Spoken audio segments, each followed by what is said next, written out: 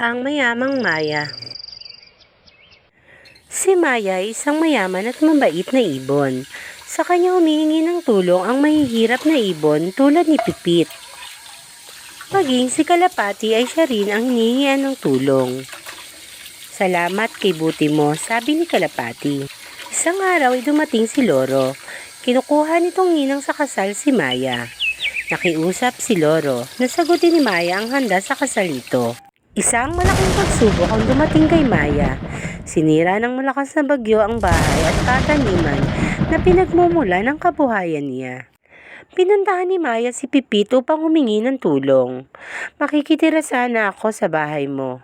Ngunit hindi siya tinanggap ni Pipit. Makitira na lamang daw siya sa iba.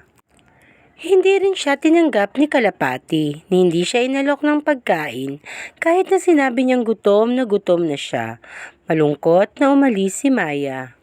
Naisip ni Maya na puntahan naman si Loro. "Naku, pasensya na ninang, paalis na kami, matagal pa kaming babalik." Ang tugon naman ni Loro. Masamang-masama ang loob ni Maya. Hindi niya akalaing tatalikuran siya ng mga ibon na tinulungan niya. Isang araw sa tindi ng gutom ay hinimatay siya. Nang magising si Maya ay natagpuan ang sarili sa bahay ni Manok. Inalagaan siya nito.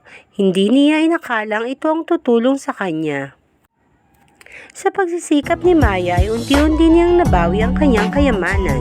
Ginawa niyang katiwala si Manok bilang pagtanaw ng utang na loob. Naisip ni na Pipit, Kalapati at Loro na mali ang kanilang ginawa. Humingi sila ng tawad kay Maya, pinatawad naman sila nito, ngunit hindi na bumalik ang maganda nilang pagsasamahan. Natuklasan ni Maya kung sino ang tunay na kaibigan sa panahon ng pagsubok. Walang iba iyon kundi si Manok.